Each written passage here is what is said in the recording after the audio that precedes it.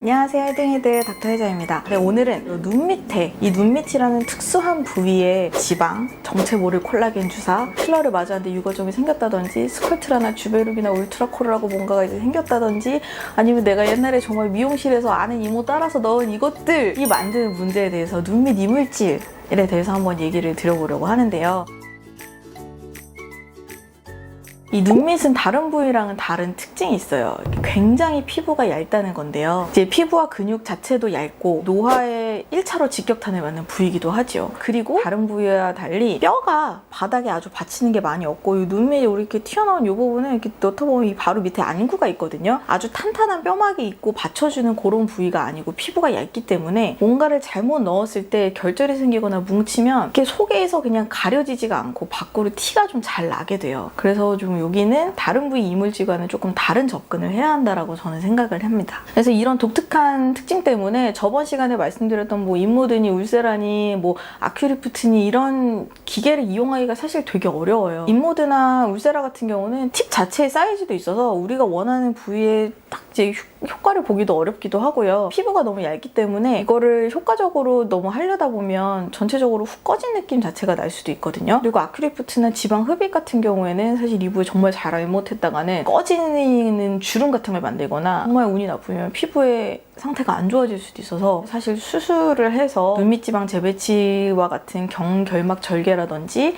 아니면 바깥쪽으로 하안검 절개를 통해서 진짜로 요거를 떼어내면서 모양을 보완하는 게 저는 가장 확실한 해법이라고 생각을 합니다. 보통 얼굴의 다른 부위는 층이 바깥의 피부부터 피부 아래 피하지방, 그 밑에 근막, 그리고 그 밑에 근육, 그 아래 이제 뭐 신경과 혈관, 그리고 뼈막, 그리고 뼈 이런 식으로 볼륨이 좀 있게 구성이 되어 있는데 눈밑 같은 경우는 사실 피부 밑에 피하지방이라는 게 거의 없다고 보시면 돼요. 바로 근육조차도 얇은 안륜근이라는 근육이 피부와 근육이 거의 종이 한 장처럼 붙어있기 때문에 이게 사실 욕심을 내서 넣다 보면 사고가 날 확률이 되게 높은 부위긴 하거든요. 왜냐하면 얕게 넣어서 채워야 되는 이거를 뼈 있는 위에다가 넣다 보면 계속 이 부분이 아쉬워요. 저도 지방 이식을 하다 보면 이게 또 누워서 수술을 하다 보면 이렇게 눕잖아요. 그러면 앉았을 때 이렇게 튀어나오는 주머니도 중력 따라서 뒤로 딱 쏠려서 되게 꺼져 보이거든요. 거기다가 바닥에 기준점이 되는 뼈도 없는 부위라 이 눈밑 부위를 뭔가 좀 고랑이들 잘 채워봐야지라고 하다 보면 생각보다 많이 들어가 있는 경우가 많아요. 그래서 눈밑에 과이식이 되는 경우가 은근히 저도 상담할 때 그것 때문에 힘들어하시는 분들을 많이 뵙거든요.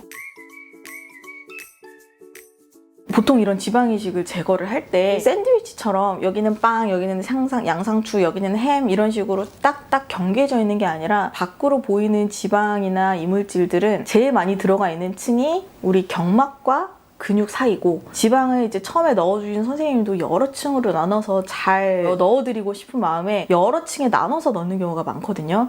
근데 이런 경우에 사실 근육 아래층만 돼도 제거하는데 크게 문제가 없는데 피부랑 너무 딱 붙어서 약간 진피층이랑 이렇게 엉겨있다라고 하면 얘네들을 다 제거하는데 사실 문제가 있을 수 있어요. 가장 중요한 건 사실 겉에 싸고 있는 피부가 구멍이 안 나고 색깔이 안 변해야 되는데 너무 얕게 엉겨있는 조직들을 다 잘라서 제거하다 보면 피부의 혈류 자체가 떨어지면서 문제가 생길 수가 있거든요. 그래서 이런 경우에 제가 설명을 드릴 때는 들어가서 어느 층에 들어가 있는지를 봐야 되고 100% 제거가 사실은 어려울 수도 있다라고 솔직히 말씀드리고 수술을 하는 경우가 많아요. 눈밑지방 재배치처럼 안쪽 절개를 하기도 하고 늘어짐이 너무 많이 있고 이거를 제거하고 나면 꺼짐이나 늘어짐이 너무 심해 보일 것 같은 경우에는 하안검 수술을 동반하면서 이제 수술을 하기도 합니다. 대부분 지방 외에 안 녹는 필러, 정체 모를 콜라겐 주사, 그리고 콜라겐인지 뭔지도 모르겠는 이런 것들은 사실 지방보다 더 강한 유착을 만드는 경우가 많아요. 들어가서 지방 이식을 한 경우에는 대부분 그래도 몽글몽글한 지방 덩어리가 경계를 지으면서 있는데 안 녹는 필러를 필두로 한 이물질의 경우에는 사실 유착 정도가 훨씬 심하고 그 딱딱한 정도가 심하거든요. 그래서 이런 경우에는 수술할 때 시간이 좀 더 걸리는 경우도 있어요. 하지만 이게 조심스럽게 제거가 잘 되고 나면 단단하게 만져지던 조직도 제거가 되고 웃을 때마다 울퉁불퉁하게 올라오던 것도 없어지기 때문에 상당히 만족도가 좋은 수술이긴 합니다. 사실 눈밑은 조그만 요철이 생겨도 다 비치고 티가 나는 부위이기 때문에 뭔가를 주입하거나 볼륨 시술을 할 때 좀 주의를 하시는 게 좋고요. 다른 데는 결절이 생겨도 내가 눌러봐서 나만 알거나 다른 사람들은 모르는 경우가 많은데 눈밑은 결절이 생기면 나도 알고 다른 사람들도 아는 그런 얇은 부위이기 때문에 과유불급을 마음에 새기시고, 저도 항상 시술이나 수술을 하고 여러분들도 너무 이제 과한 욕심을 부리지 않고 자연스러운 모습을 추구하시는 게 가장 좋을 것 같습니다. 무조건 티나고 화려하고 빵빵하게 하는 것보다는 자기 얼굴에 맞는 그런 성형수술이 제일 잘된 성형수술이라고 생각을 하거든요. 그래서 오늘 영상도 시청해주셔서 너무 감사드리고, 눈밑 이중 이물질을 가지고 계신 분 중에 이거는 방법이 없어요 라고 말씀을 듣고 그냥 살갔다가 오셔서 이거 제거가 되나요? 하고 제거 수술을 하시는 분들도 되게 많으시거든요. 정말